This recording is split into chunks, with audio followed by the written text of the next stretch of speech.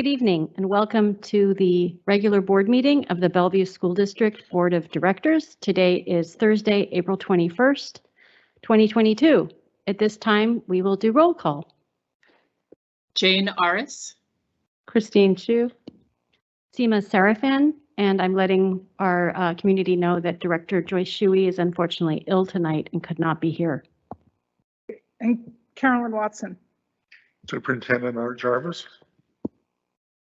Thank you. At this time, I would welcome the introduction of our students tonight. Executive Director Harrison. Thank you. Good evening, everybody. Tonight, it gives me great pleasure to introduce to you two students from Highland Middle School. The first of whom is Ellen Bobbion. She's a sixth grader at Highland, and it's her birthday today. Just thought I'd say that. And Happy birthday. oh, thank you. And she's accompanied by an eighth grade student at Highland, Arnav Chopra. And also here tonight are their principal, Susan Thomas, and assistant principal, Jennifer Johnson. Thank So you. Well, Ellen, I don't know if this is the best way for you to spend your birthday, but we are delighted to spend it with you. So thank you for being here. Which of you is going to lead us? I see that we have student-led Pledge of Allegiance and student-led land acknowledgement. Who would like to lead us in the Pledge of Allegiance? Okay, thank you.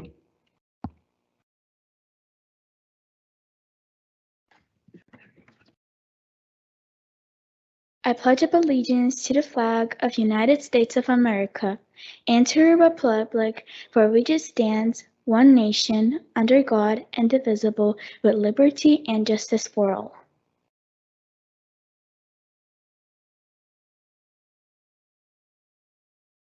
And for the land acknowledgement, thank you.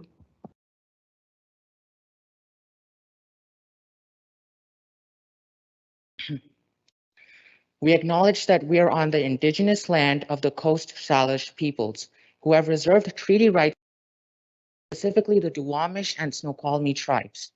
We thank these caretakers of this land, who have lived and continue to live here since time immemorial. We reflect on the historic context that brings us to reside on this land and accept responsibility to interrupt erasure. We commit to an ongoing partnership with the Snoqualmie tribe as we listen to, learn from, and lead with their guidance. Thank you. At this time, I would like to acknowledge several important days and events that happen this month and into the next month. April 2nd through May 1st is Ramadan. Passover is April 15th through April 23rd. Those in our community who are celebrating those holidays, we wish you the best of the holidays. National Occupational Therapy Month is April, so is National Poetry Month, School Library Month, and it is also World Autism Month. April 28th through the 24th is National Student Leadership Week. April 28th through 24th is also National Public School Volunteer Week, which is particularly meaningful to those of us on the school board, all of whom serve as volunteers. April 22nd is Earth Day, that's tomorrow. And April 24th through the 30th is Administrative Professionals Week.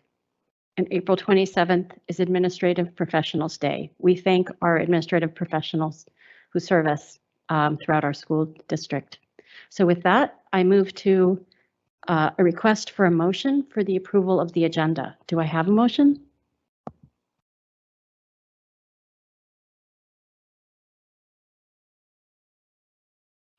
I can move to approve the agenda. Is there a second? Second. Okay, thank you. Is there any discussion? Hearing none, I will take a vote. All those in favor, please say aye. Aye. Aye. Any opposed? Okay, so the motion carries. I will just note for Directors Chu and Aris, who I know were asking about the ledge positions, I'll just let you know that what I did to ensure that we would have enough time is I essentially have our director discussion preceding our board business and moved the WASDA to the first item of board business. So we could take our discussion at the latter part of the discussion director discussion time and lead right into the vote. So with that, let's go to our consent agenda. At this time, I move that we approve our consent agenda and ask for a second.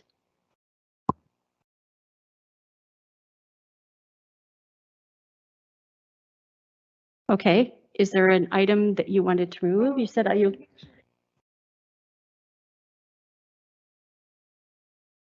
I had mentioned on Monday about just wanting people to be able to know about how great we are with the that one item on here, the asset preservation program.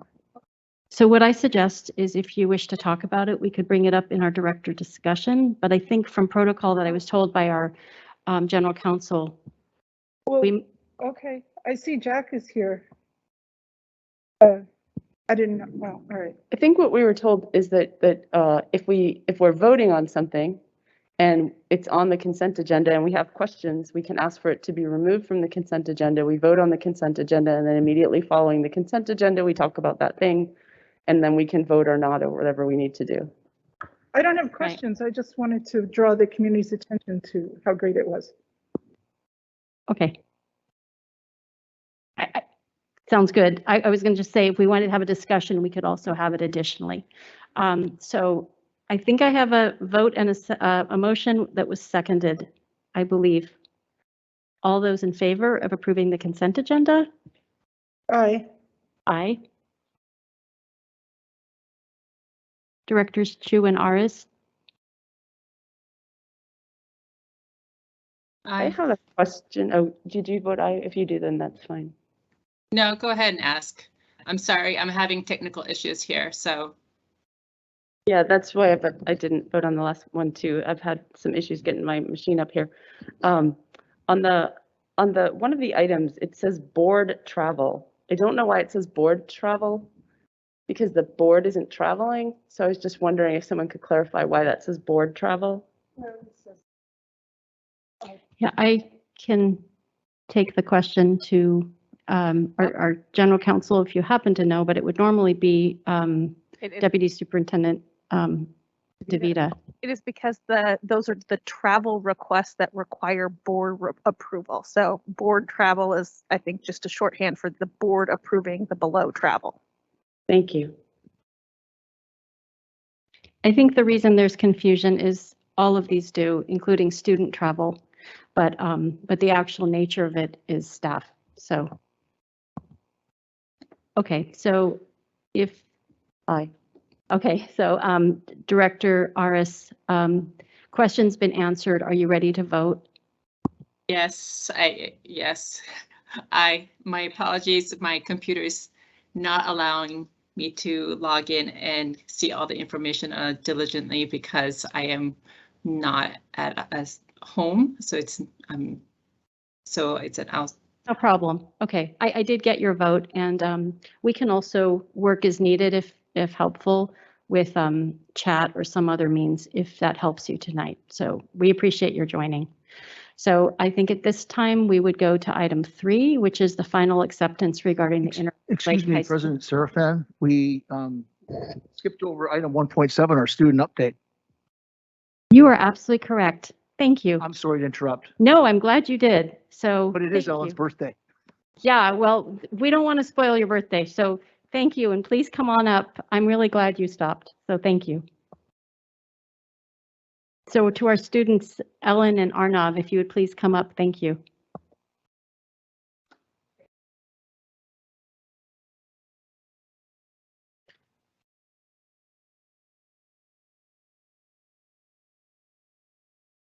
May we begin? Yes, please. All right. Everyone has eyes, but not everyone has true sight. Everyone has a brain, but not everyone has true knowledge. The difference between eyes and sight, brain and knowledge, can only be understood with the help of education.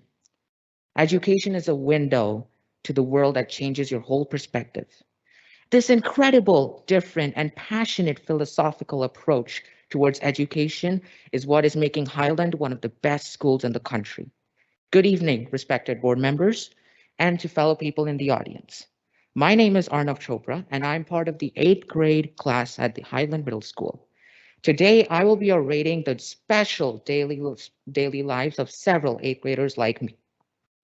Thanks to our amazing principal and staff, we, as 8th graders, have earned several opportunities to pursue our passions, whether it is to code a groundbreaking app or game like a Maze Runner, or even to sharpen our debating skills using mock debates or even Model UN, or to even learn about another human's passion and work on a passion project. This really is helping us to prepare for our career and getting us ready for high school. My school life is surely a learning experience. I cannot conceive of a place that can give me more confidence and motivation than this school. Most importantly, it is the one place where I recognized my uniqueness and individuality. My school life is no less than a treasure for me, which gave me invaluable values in life.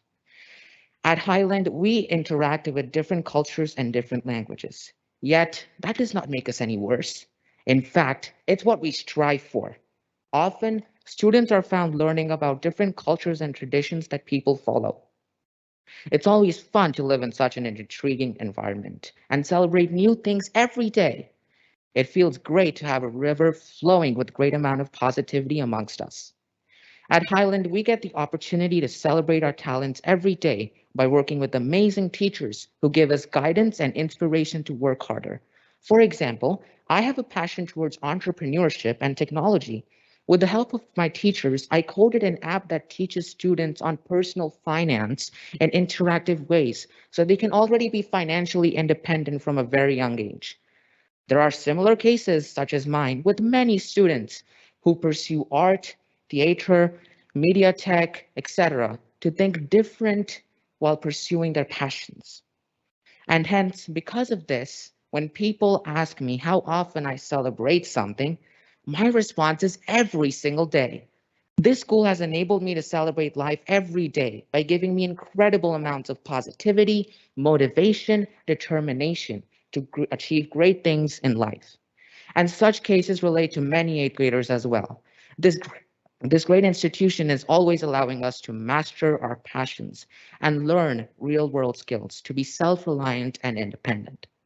In addition to this, I'm also part of the leadership team that has been working on doing activities like Mario Kart tournaments, trivia mornings, to bring enlightenment into student lives after the negative impact of the coronavirus. Also, as 8th graders, we often act as mentors to other students, guiding them to pursue their passion and creating goals and milestones to break with power and determination. 8th graders are honored and thankful for the Bellevue School District and our principal for making such life possible. Every day is celebrated with joy, innovation, and ingenuity at this school. Yet, as 8th graders, we're always beating our hearts as we say, we want more. We are filled with determination, drive, power, motivation, and ingenuity to achieve higher standards by obliterating all records in history. Yet, such can only be possible with the immense amount of support from our parents, teachers, principals, and students. I encourage you all to bring the same hunger and thirst we 8th graders have to break barriers and achieve higher standards. Thank you.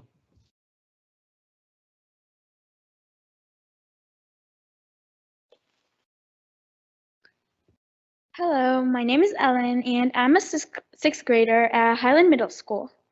Highland is an awesome school with a very good reputation in Bellevue School District. When I just started school this year, I was really nervous. Once I got to meet all of my teachers, I was able to relax and focus on making new friends and learning. Highland Middle School gives you many opportunities to try something new and even get out of your comfort zone. One new thing I've learned this year is badminton and basketball. I was also taking choir, and we have had some concerts this year to celebrate our work. I'm also part of a leadership class, and we put on a school-wide event the Friday before spring break called Flashback to Recess, with things for students to do while hanging out with their friends and having snacks. We all had a very good time. This is what is special about Highland, and there is something for everyone, and everyone matters. Teachers work hard to make learning fun and make their classrooms welcoming. The principal and vice principal are trying hard to keep us all safe. I'm so proud to be part of Highland Middle School community, and I'm so happy I chose to come to Highland. We believe in every eagle, every day, every way. Cada águila, cada día, and todos los sentidos. Next year, I hope to put on more school events, and I like to be involved in school, and I have signed up for choir, AVID, and leadership. Thank you so much for listening. Have a great rest of your day. You matter to Importus.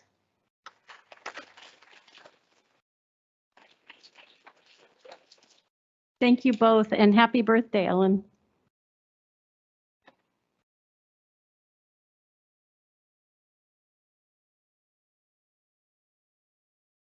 Thank you. So at this time, I think we move to item 3, which is the acceptance of the final acceptance relating to the Inner Lake High School boiler and water heater project. Mr. McLeod?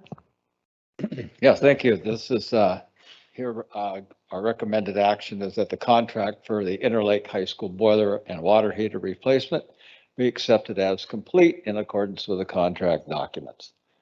So we have the recommendation from the engineer on the project to accept the project as 100% complete. And I have gone through the project on a number of occasions and concur with the recommendation. Thank you. Are there any questions from the board directors at this time for Mr. McLeod? I always like to hear that you've looked at it, so that's good. Yeah. Yep. Yeah. It's, Okay, so I think at this time, I'll entertain a motion to accept the contract as complete. Is there a motion? I'll move to accept this contract as complete. Is that the right wording? For I that? think it is, Yeah. and I'll second it. Okay. I'll take a vote.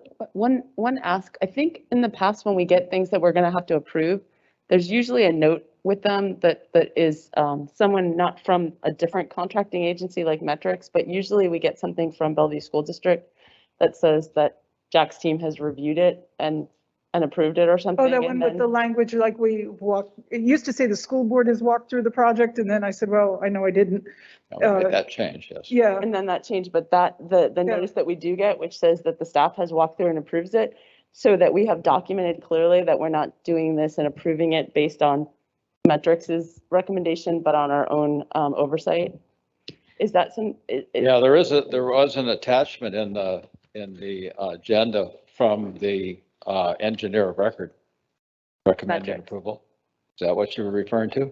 I think So so, I but that's can not from like find, us. yeah, I think I can ask the superintendent if there's anything that had been submitted that may not have been populated into the agenda tonight, but it sounds like, we have the engineer's letter. It was, I wonder if I can find an example. Yeah, there is an attachment from the recommendation. I have a copy of it here. I mean, we have you standing before us giving you the okay, so I'm not Yeah, so I'm not uncomfortable with really this sure. particular That's okay. project. right. Yeah. This is Carolyn the brought that up. document that was attached to the agenda. Yeah, we have from that, Recommended. but that's not engineer. from us, that's from them. Okay, so I think if there's a procedural ask, we can make a note of it so that in the future, whatever the past protocol was, is followed going forward. I think that's what I'm hearing from Director Chu, which I understand. Yeah, I thought that was consistent with what Director Watson was raising, so, yeah, that's the ask. Okay, so I think we have a motion. It's been seconded. The discussion has been had regarding the future, so I'll otherwise take a vote on all those in favor. Please say aye. Aye. Aye. Aye. Okay, the motion passes. Thank you very Thank you, Mr. McLeod. I think at this time we move to our superintendent update. Thank you, Madam President, members of the board. It is my pleasure to share several things tonight.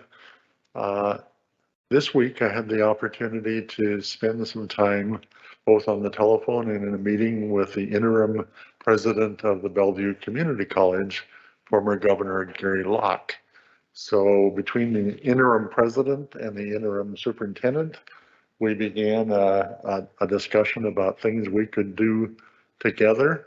And it was just an exciting set of conversations. So he and I are putting our heads together as two interims and recognizing that Bellevue Community College continues to be the #1 postgraduate recipient of our graduates, more than any other college. It has just been a pleasure to develop that conversation, and hopefully I can bring something back to you before too long with a couple ideas that we would like to consider and develop. But right now, just to let you know, those conversations are underway. Secondly, I'd like to share with you that we were just notified today by Marilyn Henselman, our CTE director, that the Bellevue School District, the CTE program was just approved as a state-approved pre-apprenticeship program in the state of Washington. You will recall as board members that you had a chance to visit the construction program. And at that time, they were looking at, I think, just the materials to build tiny houses. But that program has now just finished the hearing process and has full approval to be a pre-construction apprenticeship program. And it's a great honor for Bellevue. It's a great service to our young people, and many thanks to Marilyn and her colleagues in putting that together. I would also note that this is the time period where, as we begin the budget process and the staffing process, and we're certainly well into that, one of the questions that frequently comes up, especially after the last 2 years with a fair amount of tumult in terms of COVID and what the program would look like for the coming year and how many teachers are required and what the enrollment might be, is that I have not only been sharing with people, but I'd like to share that Allison Snow, president of the BEA, and I have been having a series of conversations.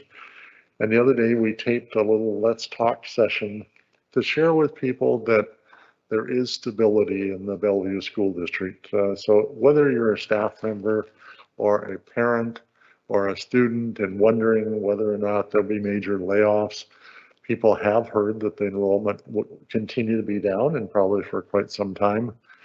But in the primarily it's the elementary school, and we will undoubtedly be absorbing as much as maybe a dozen teaching positions with some tighter consolidation than we have this year for a number of reasons that you're aware. So we will not have to do any particular reduction in force, or RIF as it's called. We will be able to, as within our power this spring, assign people. There's always the issue of following carefully those who register at the schools and the number of kindergartners coming our way. There will still be some adjustments in the fall. But I think it's fair to say, and Allison Snow and I, if I see Allison sitting out there, have tried to confirm to people that they, particularly our staff, that they get to relax and know that the movement will be much less in this coming year than anything we experienced in the last two. And so it's my pleasure to share with the public that there is stability returning, and we're in a good place, and the planning is well underway. I would also like to note that one of the things we have been doing is to present reports to you, and one of the reports that's on with you is the family engagement report. And I have asked, as we're trying to do in the style of that, ask Shamari Jones to step forward and say a few words about family engagement. And at the same time, recognize that if there are questions, they will come to me and I will relay them and get answers and information back to you. But Shamari, I would invite you to step forward, or if you have a microphone there, you're welcome. Okay, good afternoon, everyone. I'm Shamari Jones, Director of Equity and Strategic Engagement. I am accompanied by two of my esteemed colleagues in the back here, Rahana Kajani and Danya Schwab, who are also in the department. So just want to give a very brief update of the information that we've provided in the presentation for the board report. First off, I just wanted to say thank you to all of those who have supported us in this endeavor this year. We met our annual plan target goal of families feeling more informed, supported, and empowered. And so I'm very proud of the work and the effort that we have put forth to originally engage a baseline a couple of years ago, and then to date, continue to increase that baseline to ensure that our families are feeling connected and a sense of belonging in our system. And for analysis from some of the information we did provide, we had 36% of our district families fill out the survey this year. Our original baseline was 20%. It's a huge outreach and a huge response to a survey that we've put out. That is just under 6,000 surveys that we received back from our families in this 2021-2022 survey. So as you can see, we continue to have a high response rate. This year over last year, which was a COVID year for us, we had an increase of an overall satisfaction of about 8% from last year. And lots of effort went into multiple strategies for us to achieve this endeavor. And I'll get a little bit further into that as I go into my report here.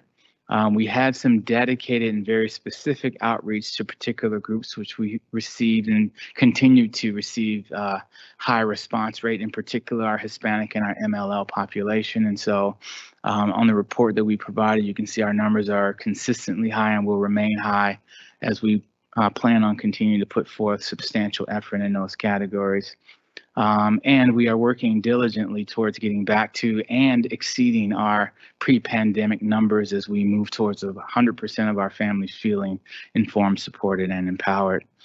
In our efforts to create a strategic plan for family engagement, we created 5 priority areas that I wanted to list out for you all, and they are to cultivate a shared vision of family engagement across our entire system, to invest in high quality programming, staff, and professional development, to establish accessible systems that promote partnerships of schools and families, to develop effective communication systems, and to evaluate for accountability and engagement and continuous learning and improvement. And this is where we will consistently use our critical criteria in order to ensure that we are on the right track in service of the families in the community that are most in need. Thinking about our focus areas and achievements for this particular school year, knowing that family engagement is one of our district's priorities, we certainly led forward with a different way of thinking of serving families with their input as opposed to serving for the families.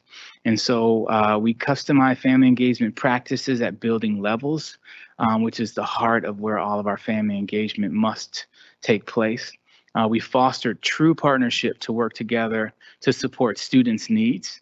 To date, we have focused on supporting, and the support has been in some of the following areas like Leadership Institute. We started the year off with ensuring that all of our leaders were trained and understood what the definition of family engagement was. And we worked towards ensuring that each school led for school-based listening circles with an identified group of families that they ascertained from the survey information that we provided them. Of course, you know, we have a district-wide survey that we will continue to offer. This year, we partnered with some community groups to offer workshops in Spanish, Sistema Escolar, and a newsletter in Spanish. And some of those partners were Eastside Pathways and a couple of our community partners that were instrumental in supporting us put these bulletins together. We also had some community health forums in partnership with varying organizations within our, various departments within our organization, especially our counseling department. We launched a family advisory committee. We did family engagement professional development. We created a district family engagement team to focus on department plans. And looking forward, we are absolutely excited to continue the great work that we've done thus far, consistently increasing families' feelings of being informed, supported, and empowered. We look forward to, in future years, creating family teams within school buildings and standardizing how we evaluate the effectiveness of family engagement practices in schools, especially outlined by their SIPs. I want to give a huge shout out to our building principals this year for really riding with us and supporting us and ensuring that we were successful in our endeavors throughout the year. And of course, our team and community within the organization who, despite the fact that we were amidst a pandemic, put forth a tremendous amount of effort on top of the extreme workloads to make sure that we shifted our practice and shifted our focus to include our families and not just our students. I would like to just put an accent on a couple of things that Shamari just talked about. My very first meeting with the entire district-wide administrative team, I watched the rollout of the family engagement plan, and it was very well done. It was done with school staff, it was done with people from the community, and it was done with some of our, I guess, our families that are not necessarily the enfranchised group. But it was a very nice rollout, and I had the opportunity then to watch through the year as the schools, as Shamari has just highlighted, each took on the task of being very serious about improving our family engagement, finding ways to engage families that otherwise might not feel connected. And I feel like they deserve the commendation of a job very well done. So thank you, Shamari, and your entire staff. Two other quick items. In follow-up, there's been a previous request, I think from Director Shuey, that wanted some information about the follow-up on 0130 professional development, in particular item F. So I've asked Sharon Mikaus to give a brief statement, and then there'll be the full complete report coming to the board on Monday with the board report. So Sharon, would you offer your comments? You bet. Thank you. This is Sharon Couts, Executive Director of Teaching and Learning.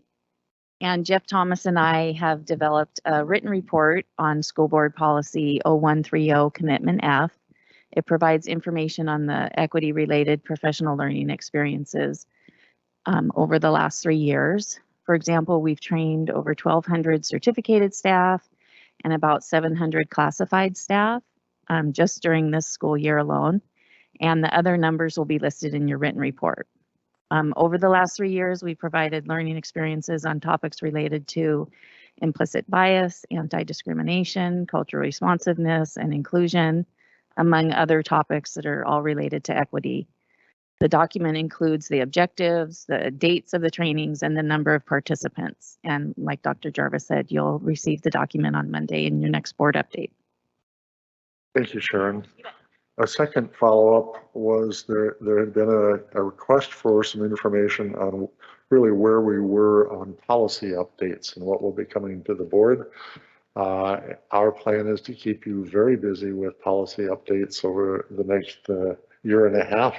But I've asked Mr. Harrison to give a brief highlight of both the plan and what's in front of us. Mr. Harrison? Thank you, Dr. Jarvis. I will have a proposal for your consideration for the May 5th agenda, but just to give you kind of an overview of what it will include, I've used some criteria for prioritization, and those criteria are policies that are legally required, policies that had been prioritized by your standing committees, and then policies that were prioritized by the district's executive team, and then finally those WASDA model revisions, and many of those were driven by legislative changes and oftentimes related to the pandemic. So this spring, prior to the end of the school year, the hope is to complete all the WASDA updates. There's 11 policies that require some administrative changes, so that should be relatively easy. And then there are 5 policies that we would like you to consider revising this spring. What I will say is 4 of them are new policies, and I think most of you are aware of what some of them are. The one that needs to be revised, of course, is 1400. That'll be coming your way this spring. In the summer, there are still some WASDA backlog policies that require a little bit more than administrative changes. So the thought is that you can accomplish that in the summer, along with 4 additional policies that are not as high a priority. And then over the course of the next school year, there's about 7 or 8 policies that have been previously identified that we're hopeful that you would consider looking at over the course of next school year, along with additional WASDA backlog revisions that occur over the course of the rest of this spring. So May 5th, you'll get a written proposal. And of course, you'll see that in advance of the May 5th meeting. Thank you, Mr. Harrison. And last is, my own way I hand off back to the board, but I want to recognize the work of Janine Thorne in the communication department as they're trying to support you as you launch the superintendent search process, and in particular the listening sessions. So Janine has provided us with some posters that I think there's already one posted out here outside the boardroom, and sharing with people your availability to listen as we go the next step. I know for a fact that you've begun that process. You've already accelerated some of the excitement out and around the district, but the process is underway and it has begun. And with that, I would say that would end my superintendent's report. Great, thank you. I will say on the poster, we were admiring it before the board meeting started, and it has a QR code, and Director Watson was just commenting on the fact that with the QR code, you can also quickly update information real time. Yes, it's so really impressed with that. Yeah, very nice. Thank you, Superintendent Jarvis. I think at this time we'll go to item 5, which is our public comment. So I believe we have 3 people who are here for public comment. We just remind you that we are grateful and delighted that you're here to give us public comment. We appreciate your input. We ask those of you who are providing public comment to please read the public comment guidelines as you're here. Notably, we ask you to please consider your language in terms of ensuring that we are not using any language that would be considered libelous or slanderous, obscene, or indecent, as we are also seeking to balance your candor with our desire to ensure that we are following all the relevant laws. So at this time, we would invite the first person who's listed. If we could have that, I believe it's Christy Schwessinger. Thank you.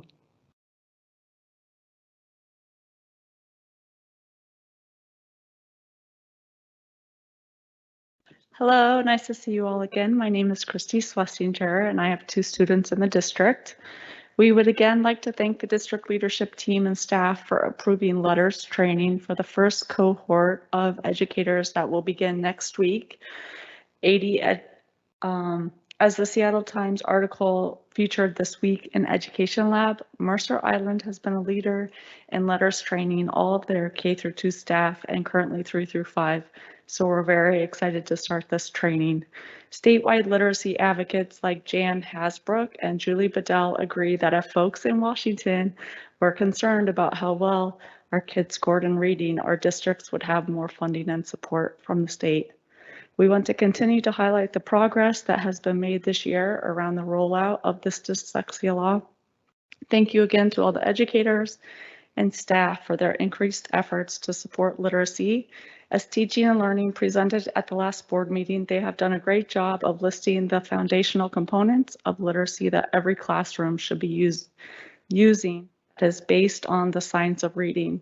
Not all schools have lab facilitators, so we hope district staff identifies ways to get additional funding and training to these schools without lab support, as these literacy interventions currently fall onto classroom teachers.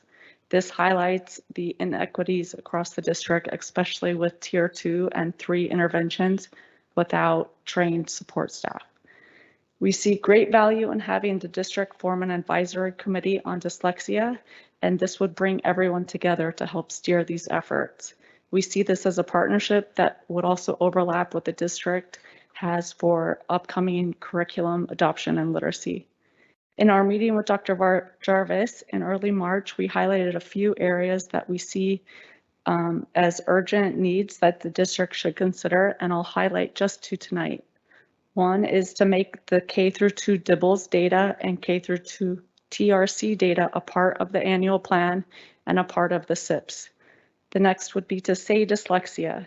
It was not that long ago that no one in BSD would use the word dyslexia, and as the U.S. Department of Education Dear Colleagues letter of 2015, they encourage everyone to do that. So thank you for your time. Thank you.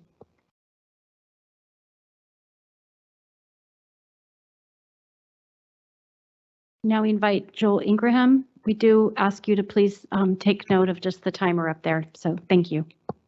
Thank you, BSD leadership, for launching literacy training as a professional development opportunity and the teachers who have signed up. I am truly grateful for this progress. However, there is unfinished work and my own student does not get the support they need as a student with dyslexia. Their improvement is because of parent-paid Wired for Reading tutoring, which has cost thousands of dollars. We are not getting the necessary support from Bellevue. As we are working on their intensive improvement plan based on the third grade reading law, it is clear that there are not the right resources in place.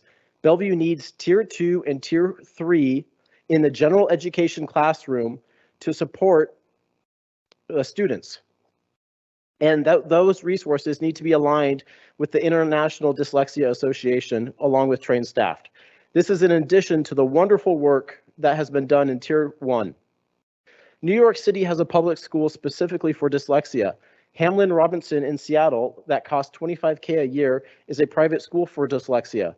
My students should not have to leave the district nor the state to be taught to read. It is not a cost issue. It is the lack of a district-wide awareness and understanding of dyslexia. No district-wide dyslexia intervention plans, no district-wide dyslexia curriculum for Tier 2 and Tier 3. Letters training will help, but this is not a total solution. We have a very active, engaged board, and the next superintendent needs to embrace our active board. We should not try to hide this. It will not lead to selecting the right superintendent for Bellevue. BSD has a policy for dogs on campus and another policy for sex education, yet nothing for literacy nor dyslexia. Data shows that 1 in 5 students has dyslexia. This is a policy issue and you, the board, control policy. Don't be afraid to take up a dyslexia policy. With that, I submit to you a draft dyslexia and literacy policy. Maybe WASDA might even make this a model policy. Let Bellevue lead the way. The opportunity is now, and this board must act. Thank you. Thank you. Our last public commenter is Ms. Ava Carroll. If you can just wait 1 second. Thank you. Thank you, Mr. Ingram. Hello, my name is Ava Carroll, and I'm a junior at Bellevue High School. I, along with other peers, are working to reform the sexual assault response procedures in Bellevue. We have come to a stagnant point where there are claims of limited resources and regulations and restrictions. I ask you, what is more important than the physical well-being and mental safety of your students? There are funds. We are an immensely privileged and wealthy community. Draw on the parents, draw on fundraising. We have resources. For a very, we are looking for a specific sexual assault counselor in every high school, and at the very least, if not that, one counselor at each high school to be given very specific and abundant training centered around sexual assault and survivor support and autonomy. Also, as we move into the next school year, teachers will be receiving PD, or professional development. I ask you to specifically focus on concepts of discrimination, such as racism, ableism, and colorism. These are issues that harm us. Skirting around these issues under the guise of trainings like community and compassion and kindness is harmful. while community kindness and compassion are important, not addressing the very specific issues that these concepts are trying to sort of address is actively harming us. It's hurting our well-being. It's hurting our education. If you would like to hear what your students would like for our teachers to learn on the very specific topics of discrimination that we face most acutely, then please reach out to your students. We can't always be the ones trying to initiate this collaboration and this communication. We need top-down support. So please take advantage of your resources and your students. Thank you.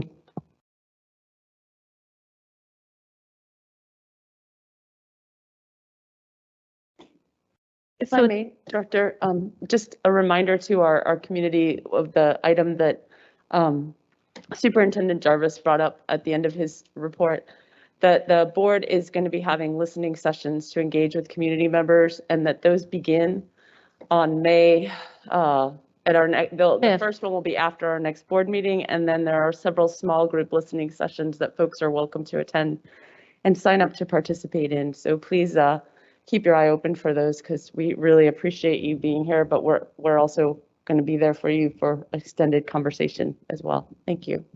Yeah, and just to build on that, I think we have it as May 5th at 6:45 p.m. And thank you to Directors Aris and Chu for leading that work stream. At this time, we're going to move to item 6, which is our director update. The plan is we will, you can note that items 6.1 and 6.2, we can come back and speak to that, but those are items that are calling out some updates that you can read about, but we will start first in reverse alpha order. We will start with Director Watson. Then without Director Shuey here tonight, I will do my update, and then we will leave at least 15 to 20 minutes for Directors Aris and Chu to talk about the legislative work, and we will then lead that into item 7.1. Director Serafin, on item 6.2, would it be possible to retitle that? Item 6.1 is titled based on the content, and item 6.2 is things. Yeah, I saw that. I don't quite know how it was titled, so we'll get that fixed. I think one can't really tell from the title that it's for Bellevue School Foundation, so I noticed that as well. I think that's a fix that Ms. McGee can easily make, so thank you for that. Why don't we start with Director Watson? And I'll try to mind the time so that we don't run out of time for the ledge proposals. So go ahead. Okay, well, I hope I won't take long, but I just wanted to talk a little bit about the superintendent search process and the very first piece of it, which is selecting a search firm that will guide us through the process and help us a lot with community engagement and being very inclusive and so forth about it. But so far, I feel like the process itself has been pretty inclusive, because in the sense of as a school board member, I felt like I was really involved in being able to interview the potential search firms and so forth. So that was great. I think last time I went through a search, I was rather new on the board and I wasn't involved in selecting the search firm. So I really appreciated how that went this time. Great, thank you. So that's good to hear. You have more time, so feel free if there's anything else on your mind. Go ahead. You've got time. So I think everybody always feels like they don't have time. Yeah, so I want to make sure we're using our time. I was thinking as I came in today, maybe things we're in the lull before the storm, because I was out there checking Facebook to see like where all the controversies were, but I didn't find anything that I wanted to report. Okay, well, I'm happy to go next, and if you think of something, we can come back. I think I want to basically just say that a couple things. One is I'll come back at the end to talk about what is listed as item 6.1, but which is the Youth Link. The group to which I'm a liaison has nominations open for some of its leadership awards. So I hope you'll take a look at it, whether you're on the board or on are part of our staff or just listening in, there's some great opportunities to consider some of the youth who may be making an outstanding difference in their community, and just think about that.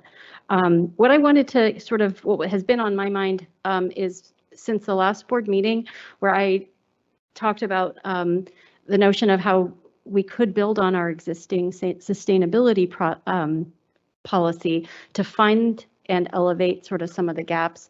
I was happy to hear from people who did reach out to me, actually including deputies, superintendents, Collins and DeVita. So I was appreciative of that. They both shared ideas, and I was going to just share some of the stuff that I've been thinking about and that others are talking about. I won't speak for too much for Deputy Superintendent Collins, but I think she was describing how there's a lot of place to take a sustainability plan and policy and bring it into the school improvement plans under global competency. I can just say from my standpoint, I was thinking it would be great if the board considered, and I think these are all pre-idea ideas, but I would like to see us amplify the existing policy in ways that just make it more of a requirement to really hold the district in a positive way to a plan that they submit every year that covers both operational things as well as academic goals that touch on sustainability. I think much of it could be an opportunity to just amplify and do more of what we are doing, because I think we know we are doing well in many respects that make us far ahead of so many other districts in terms of our buildings, but we can see all around us opportunities where we could be doing more. But the idea that I had that I was happy that the superintendent lent his support to was I did want to ultimately, I found back to the Youth Link piece. I was on a call with Youth Link, and as soon as I mentioned ideas about sustainability policy, all the students who were on there who had their cameras off suddenly turned them on. And I could see that that was something that lit everybody up. And I think there are opportunities for us to just get ideas before we even considered a first draft of a policy. I was curious to know, could we have something that was totally optional that would be on our website to say, if you're a student, a teacher, a community member, what ideas do you have? What would you like to see? And I asked the superintendent, could I pile on to everything else you're doing? Would you consider asking Janine, your executive director of communications, would you consider asking her if she could take one more thing and do it? And he said he would. He wasn't quite sure how, but it was something that we could try to do. So that's something that I've had on my mind as something that I thought was particularly relevant since tomorrow's Earth Day, just to mention. That's something that I've been trying to think through as something that I'm hoping at some point to have a proposal that I bring to the board to talk through more. But I thought a starting point before any policies even drafted for consideration would be to see what our community says. I have looked across our state as well as across the country to see what other districts have done. And as Deputy Superintendent Collins flagged, there were two things she flagged. One is that in, I think, Boulder, Colorado, is that the city? They have sustainability as one of their core values, which we thought was pretty neat. And the other one was a conversation she had, I think it was just today, with Western Washington University. And she shared the plan that they had, which is really robust. And I know that it took, you said it, a year to put together, but there were a lot of great ideas, I think, in what their plan was that we might be able to borrow from or learn from. But it just feels that it's really rooted well in global competency. So I was excited for that. So that's what's been on my mind. So, and I guess with that, without Director Shui here, we have more time. And so I think could we have a good amount of time. Could I ask you a question about what you just presented? So yeah, as I said before, I think that our district has been exceptional in the work it does around sustainable initiatives. But as you pointed out, we haven't codified that in policy, and I think it makes some sense to do so. What I'm kind of wondering though is as you talk about these efforts and these extra things to do, I'm wondering how it fits in with the rest of the work that we've prioritized and how it fits in with our annual plan. with our community engagement, with our commitment to equity that folks have been pointing out recently, that while we're stepping up on it, there's still a lot more reporting that needs to be done. I think we got a message today from a teacher on that one. And also the requests that we have from our community about safety and student safety and harassment and resources, focus, priorities, all finite. So what level of investment are you looking at, and how does it fit in for you with the rest of the priorities right now that we have already for this year?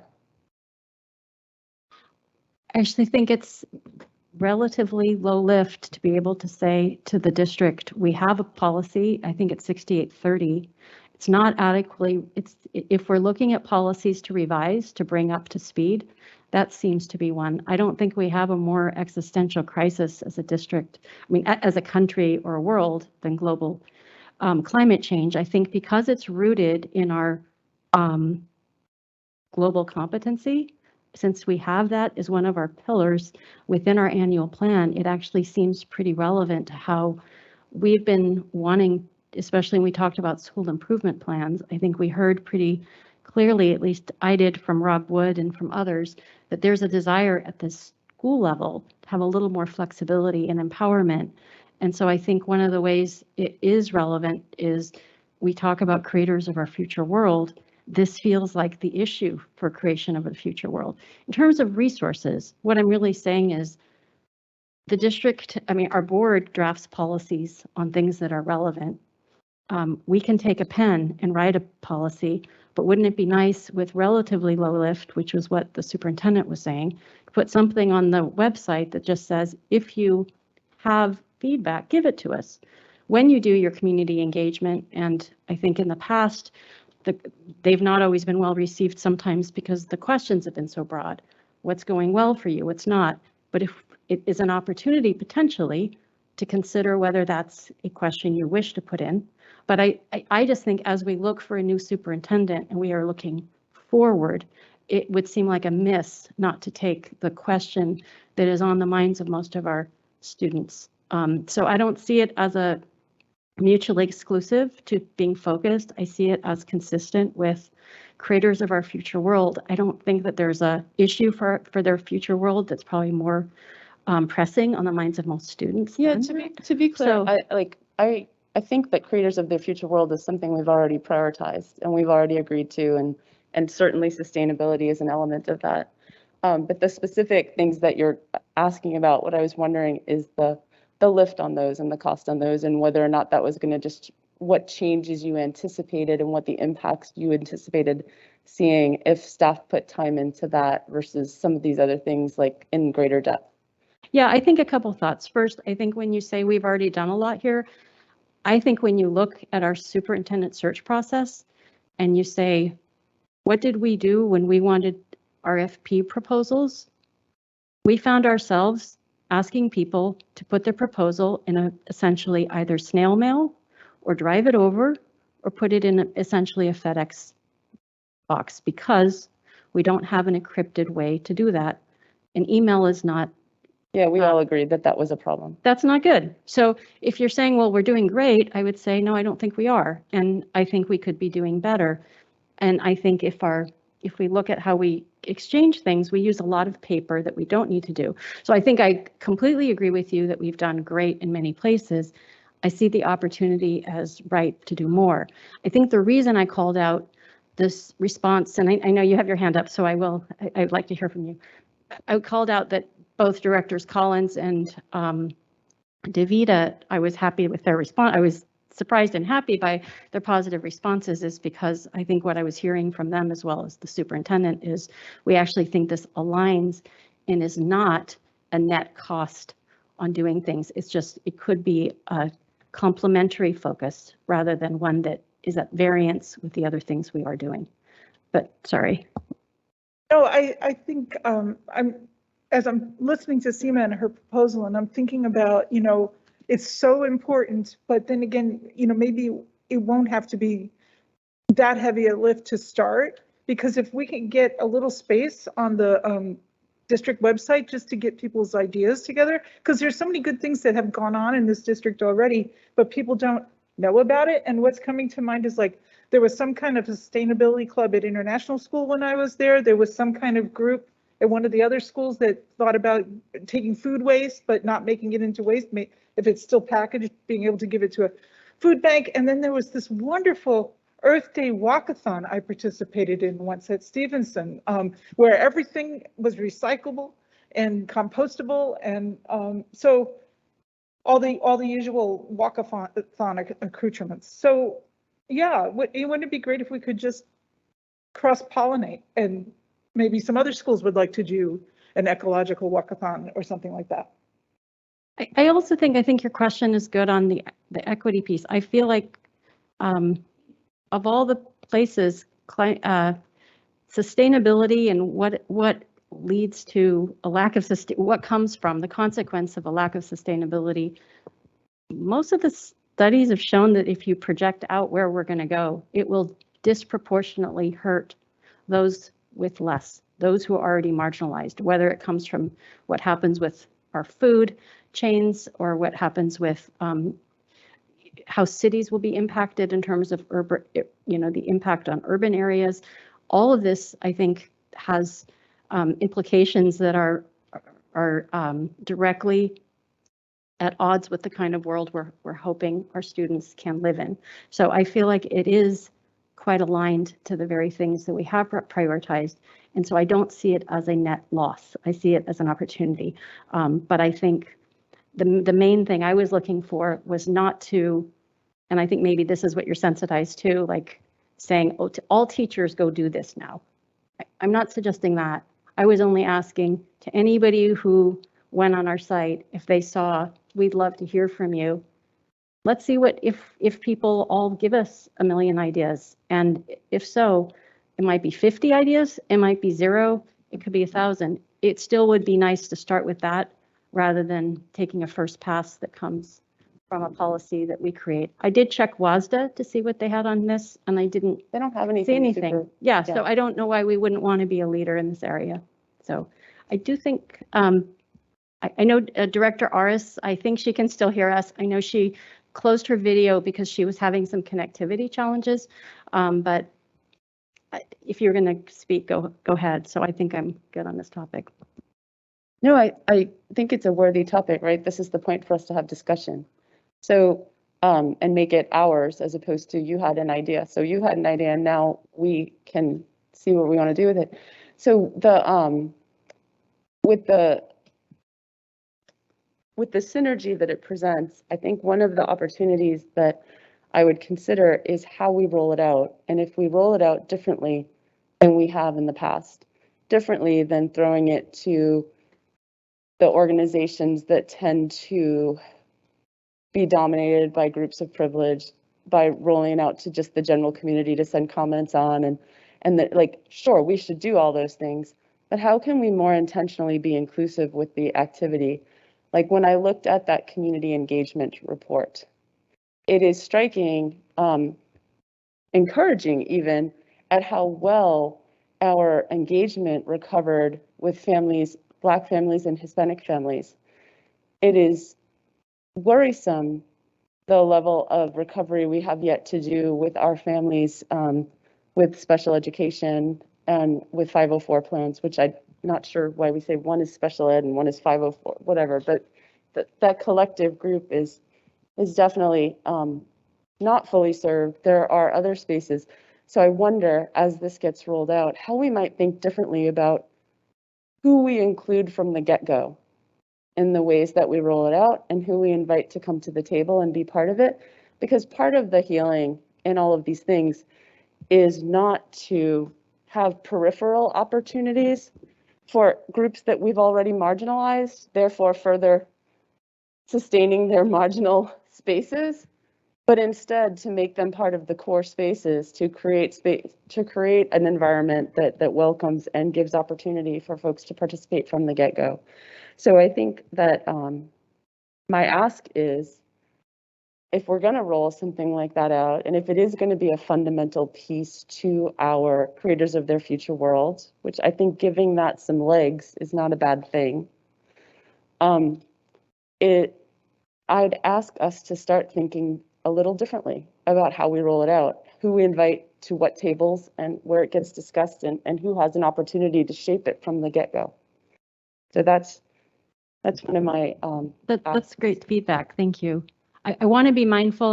We're halfway through director discussion, so let me hand it over to you and Director Aris. I know you wanted to talk about a variety of things, but I think legislative proposals were at the top. So let me hand it over to the two of you. And then just so you know, then we can go straight into, I believe you want to vote on that. So we've got 7.1 for that in board business. Yeah, I'm going to try to keep it somewhat concise. Director Aris and I were talking, and we did request board business time on the agenda for this discussion. And I think it's important that this time that you have created is a very productive piece for us to be able to have conversations among ourselves. And so we don't want to see the board business bleed into it. Last week, we had to present some things from the family engagement stuff, and that was in part because we didn't do a good job communicating with you about the agenda. This time, we brought this up in agenda planning, and it still ended up in this space instead of the board business space. So let's It doesn't have to be. I mean, meaning it's you provided the materials. Yeah. I think we may be able to do it in the time we've got. So that's fine. Great. Well, but we have director discussion. I thought if you had anything additional where you wanted to go in a lot of depth, we have this time, and it's intended to be broad, to be used however we want. So I had it stacked that way. Also, actually thinking it would give a range of ideas if you wanted to go deep on something. Yeah. So I keep looking to Director Aris, but I can't see her. So I'm going to hope we did discuss this. So I'm going to present. Jane, just interrupt or jump in if you want to take this in a different direction, but I'm just going to present the core of where we went. So SEMA asked. Go ahead. Okay, great. SEMA asked that Director Serafan asked that we create a document this time that is a little more educative since we had 2 new board directors and to make this follow. So I hope it was helpful. I don't know if it was. I actually found it very helpful, and I thought it was a really good summary. So I replied by email and said thank you. So I valued it. I looked through it and thought it was very helpful. Oh, that's just what I was going to interject. I read it just before I came here, and it was super helpful because it was, everything I would want to have referred to was right there in the document. So that was great. Yeah, we tried to put links, live links and things like that. All right. So in short, the WASDA is not writing policies. It's writing positions so that it can go and lobby state legislature, federal legislature, and so forth to further these things. They were instrumental in getting the relief that we got for declining enrollment. Wasn't all that we asked for.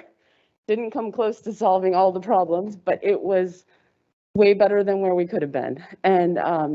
And so it's important to have our positions represented and to find ways to get we have to serve all the school districts in the state. So this is a great opportunity for us to sort of consolidate with that. So what I usually do is I sit with whoever is our person and we take our ledge agenda and we look at the existing policies that WASDA has and we say, well, what's missing and what do we want to push through?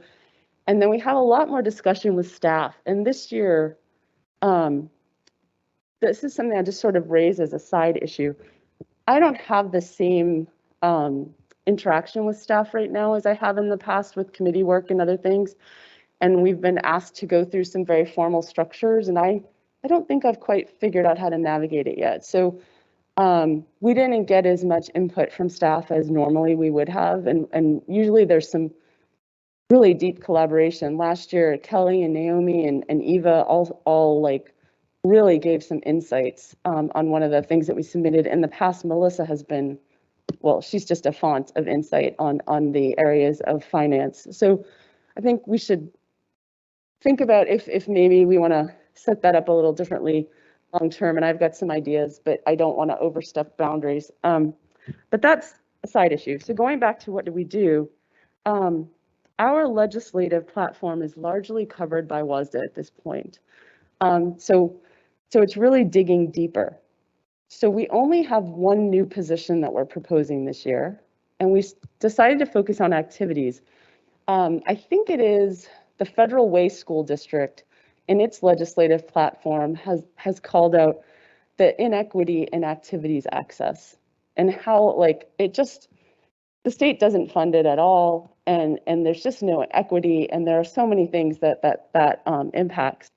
And one of the things that you see is when something new is coming around, like STEM, which is 8 to 10 years, whatever, but it's somewhat new still, seeing the robotics come in. The robotics has needs that are much more similar to a sport than a club.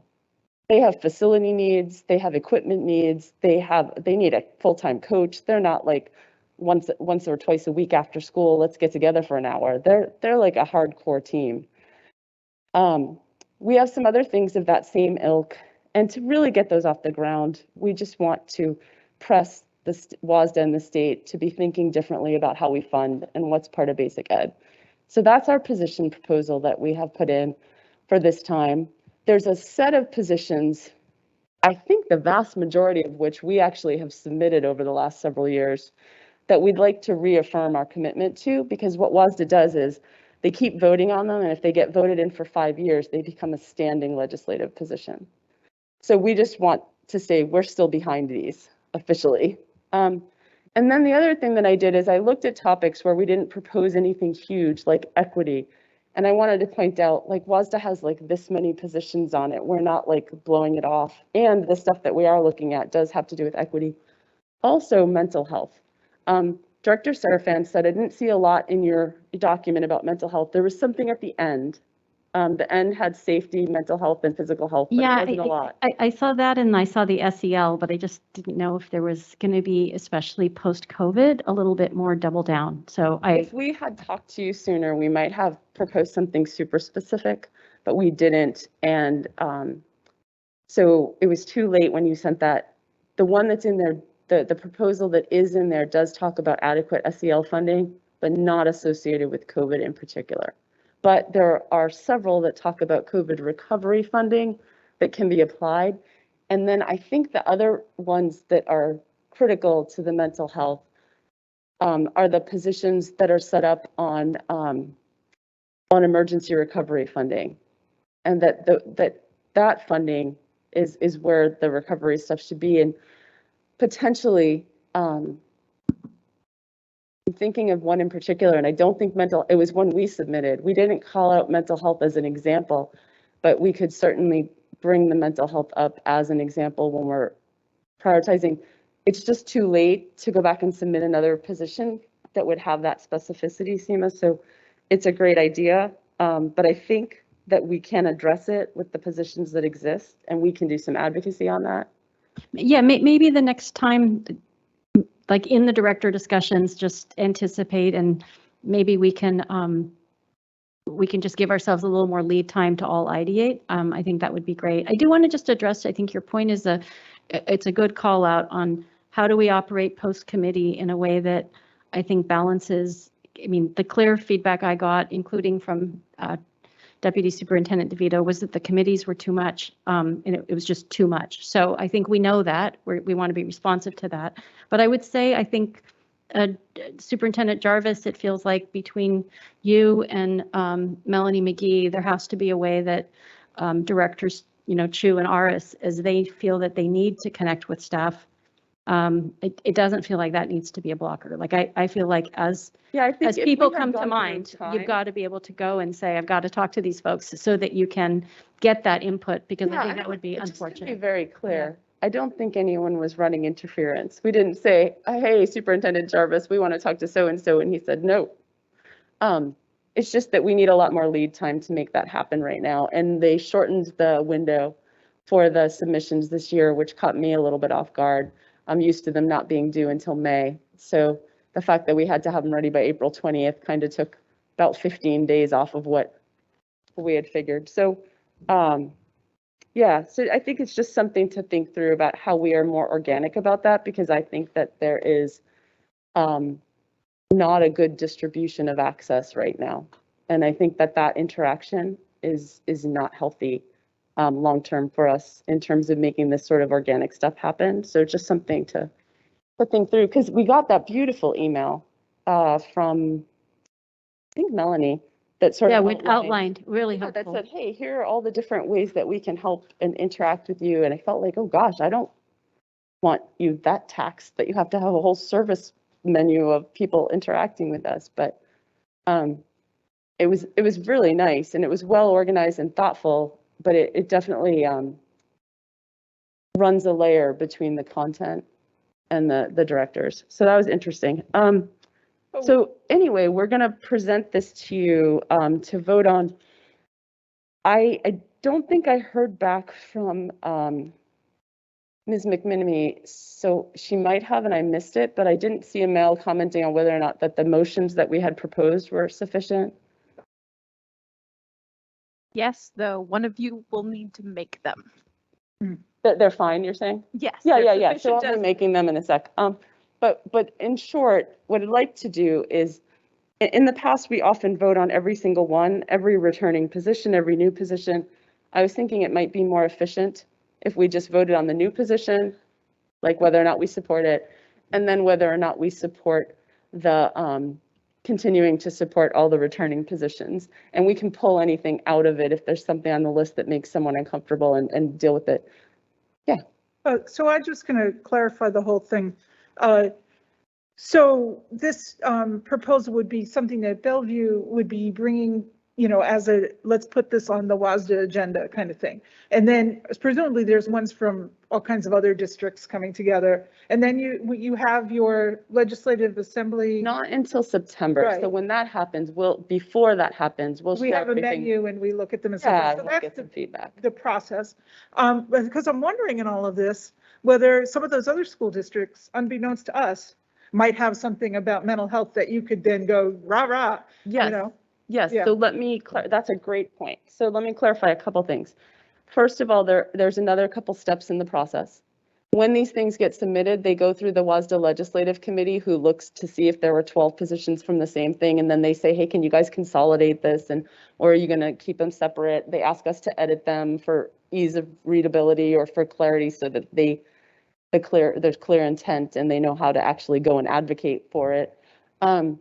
And so that's why we don't ask you just to approve it only as written. We ask you to approve what's written and to give some latitude for there to be some changes in the letter, but not spirit of what you're approving. And then that happens. And the other thing that I noted in there is other districts may have invited us. Like I know that someone and I won't call it out until I've looked at it, because if it doesn't look like it agrees with us, I don't want to make them feel bad or whatever. But another district has already contacted us to invite us to join in on some social media positions that they have. As soon as I consume them, if they seem like they align with the work that we're doing, I'll bring them to the board and the board can say, yeah, we want to support that or not, because the support statements can come a little later. So yes, and if there are other districts, we will definitely do that and work with them. And then the real power, Carolyn, is sort of what we've been doing, although it hasn't really gotten its feet on the ground right now, but the Friday group and other things like that, where there's collective advocacy going on from multiple districts to the state at the same time. I had one more question about this. I noticed that you had the text in all these things that said something about that basically you and Jane would have some wiggle room to react to things and stuff. And then of course, you know, we're all, you know, 5 different people and everything. So I wondered what would happen if we went ahead, we approved that language. You have your discretion to do what seems to make sense based on what you know of us. And so does Jane, and you don't agree. What happens then? Like if you and Jane don't agree? The approval has an and in it. Yeah. So if we don't agree, then we won't be able to modify it, or we'll have to bring it back to the board or something. Okay, but we have enough time to do something like that? Like, or? You know, we might not. So that puts a burden on us to agree. Okay. Not to force it, but to figure out how we can come to a better solution. I mean, that's kind of the deal with these positions. Crafting them in a way that actually is a way that multiple people can support is the important part of them, because what you don't want is crafting them in a way that serves half the districts in the state, but that screws over or that does damage to the other half. Right. So you want to balance it. Yeah. The one question I did have is I thought I saw an alternate option within your memo for how something could be phrased. And I was trying to open it up as you were speaking, but I think I remember an alternate option, and I didn't know, General Counsel, if you had a recommendation for, it said first motion, second motion, and it said something about. Oh, the second So motion I had an thought that option. these were two different options, but I wasn't positive, sorry. Motion 1, there are 2 motions. It's not either or. But motion 2 has the option that if you don't want to vote on the collection of motions, we can vote on them one by one if we need to, or we can pull one out. Yeah, sorry, of the positions. Thank you, Caroline. Thank you. Yeah, and Joyce, do you want to chime in on anything that You meant Jane. sorry, I do that all the time. I'm really sorry. Jane, do you want to chime in on anything from our discussion that was missed in this overview? No, I think you did a very good job of clarifying. So far, I think we're on the same page as far as the understanding and also what we wrote for the position. I don't So really have a whole. Do we have time left in this discussion? Maybe we can let any other topics come up. And Yeah, then we have can make 5 the minutes. motion We afterwards. still have 5 minutes, so I think we have that time. So To move on to anything else. maybe Jane had something. Yeah, please, Director Art. When I assume this was your joint time, but we still have 5 minutes, so I think we should touch on other things. Sorry. Directors Chu and Ars, if you'd like to give me a moment, I'm happy to take those and make a few little tweaks to them and send it back to you as far as reading it to make sure that the language is clear for the purposes of the meeting minutes and everything else as to what is meant by, for example, WASDA, that sort of thing. So while you guys are completing your board discussion, I will work on that and get them up to you. Director Aris, if you had anything, I think we were noticing we have extra discussion time. So if either you or Director Watson have anything to talk.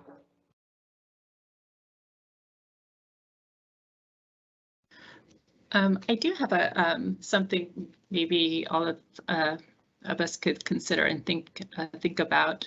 I know that this has been kind of on the topic and off topic, and I think we all feel good about because one of the questions that's been brought to us is the SAT testing, which I know we have as a district decided to offer as and covering the cost and offering it during the school day for all of our students this year next year as we have done this year. And I know I have asked a question to staff whether or not this is going to be permanent. And I think there hasn't been, to me, a really clear answer of whether or not it's in the books of saying, yes, we're going to do this every year until.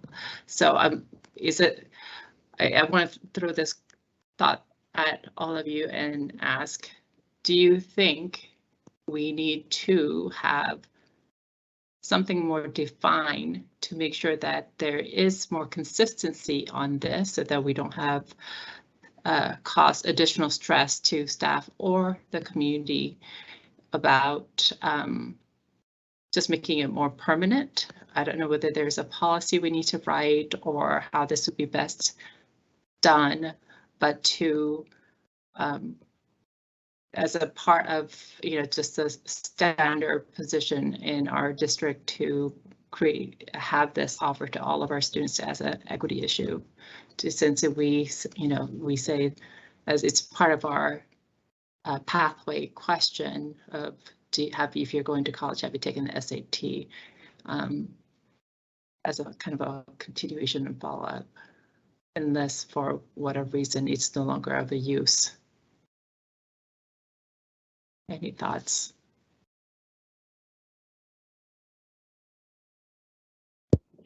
I would say it sounds like you've indicated you've talked to staff, but I haven't really gotten an understanding of what maybe the real question is, what does the superintendent foresee the plan would be? So That would be a good, Dr. Jarvis, would you happen to know anything regarding that?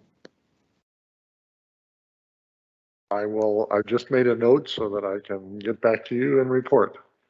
Thank you very much. Would it be, so could we think about maybe May 5th at our meeting, would that be reasonable, May 5th or May 19th, to hear sort of what the superintendent and staff think? Because I think it's, for context, which I'm sure you have, but pre-COVID, there was already a discussion from many of us on the board about the just sort of general standing kind of assumptions we should have as a district on access, fairness, equity around the SAT. I just need a chance to talk to Okay. some key people. That sounds great. So it would be great to know what your inclination is there, and then we can, I think, to Director Aris's point, we can consider as a board, you know, how that fits in or doesn't with sort of what we would like to see too, and then we could go from there. So I think Director Aris, that's my view of how I'd like to maybe consider it. I don't know if Director Chu or Watson have a different point. I have a couple of thoughts on it. One, I've noticed that over the last 2 or 3 years, and maybe possibly before that as well, I've heard this come up as an operational issue that the board is reacting to. And I think having Director Aris stepping back and saying, what is the policy that guides this so that these decisions can be made operationally as they're supposed to be? But in a context that we've all sort of agreed to, that we have some shared expectation of. And for me, it actually, it kind of begs a question that Director Watson has implied over the years multiple times, and that is, why do we have one high school that's phenomenal at college advising and other high schools that have pockets of goodness or whatever, but not the same level of consistency across all of our students for getting post high school plans and post high school service and support? What does that look like? What is our commitment to our kids? And how do we fund, you know, what's our fund approach to that? So I think, I mean, you can't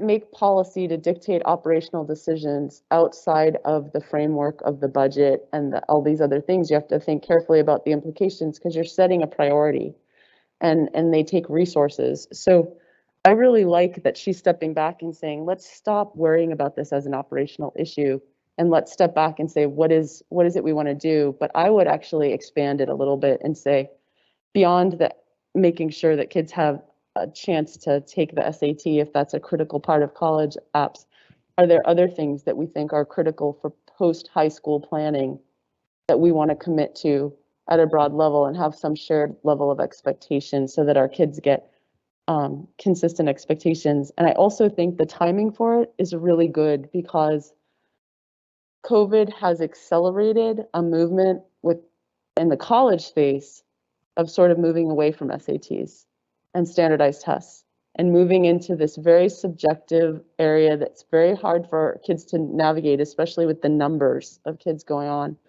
And I'm not sure we've kept pace with that either. So I wonder what it looks like. Is the answer about policy around SATs, or is the answer about policy for post-secondary support, and what does it look like? So I don't mean to make it too big, but I do think that you can't answer it as just an operational question and then throw policy at it. So I think for us. I just think that that's a slippery slope for almost anything that happens in K through 12 education. So I think you could put anything under that bucket. But I think a better question maybe is on the advocacy front, exactly where the two of you are focused. Why couldn't our legislative proposal have been around, or still could you think about how do you advocate for maybe rethinking those tests? Meaning you wouldn't necessarily want one district to say that we won't support that test, but it could be a completely different climate if you got all districts in our state and private schools to say, unless College Board changes these tests, we don't want to. We won't support them. I mean, that could be a forcing function.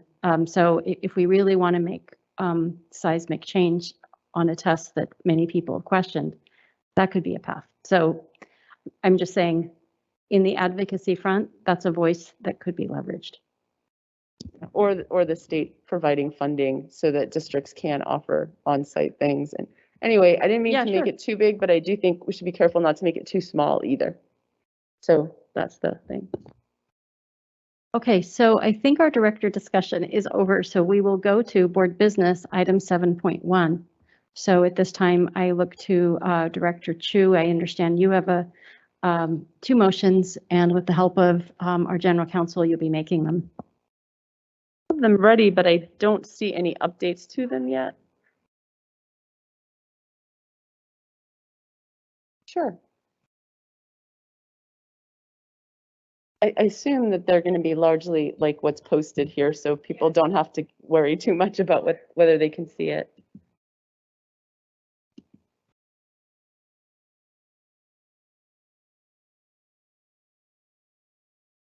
Yes, and we will ensure that the meeting minutes are aligned with the wording so that the specific wording is consistent in the meeting minutes as well.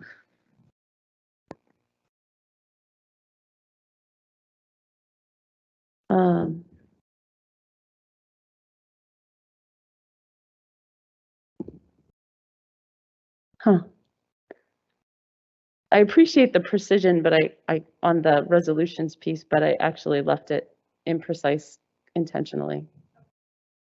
So,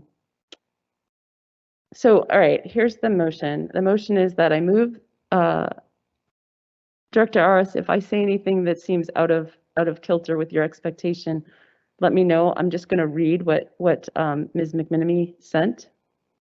So just keep us in check here.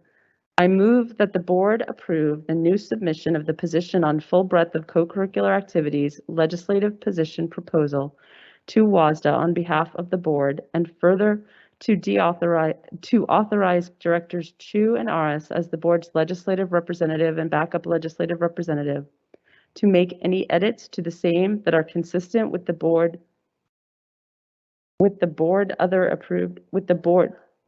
other approved legislative positions, any relevant adopted board resolutions in the past 3 years, the board approved strategic and annual plan goals, as well as the mission, vision, values, commitment to equity and accountability of the district as appropriate. I'm happy to second. Any discussion or whatever? Jane, is that consistent with what you? I'm trying to. Major changes. I'm sorry, can you say that again?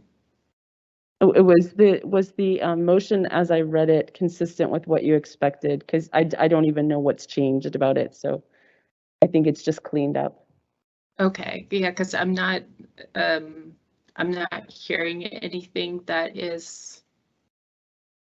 sounds different, so I'm okay with it. I'm sorry, I'm not reading, I can't see it, so I'm just basing it upon what I heard. And so based upon what I heard, it sounds like it's okay. Okay, great. I think we're good to have any discussion and voting then. There's no discussion from me or Director Watson. Is there something you wanted to discuss? All right, then I'll take a vote. All those in favor of Director Chu's motion, seconded by me, and I should have had Director Aris second it. All those in favor, please say aye.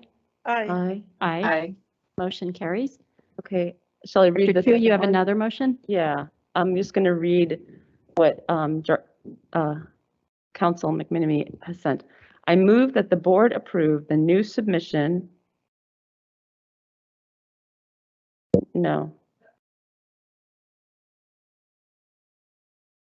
I move that the board approve the submission of the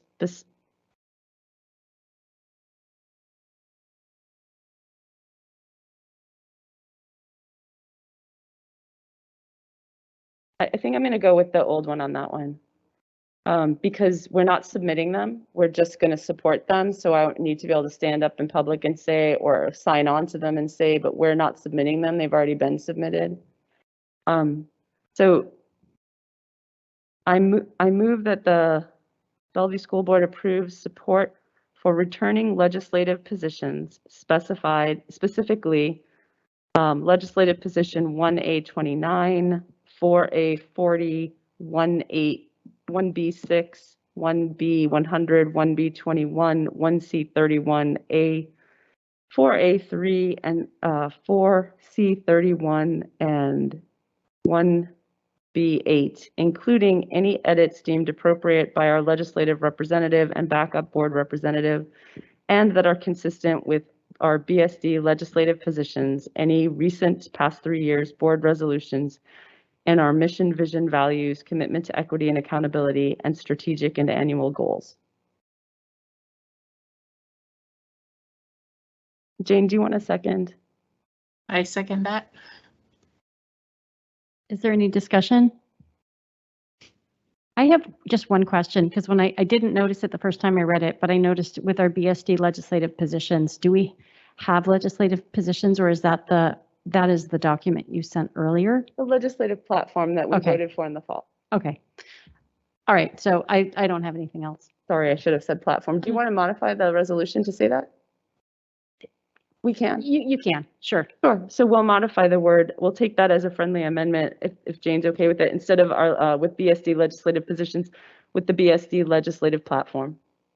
Yes, I'm okay with that. Awesome. Thank you.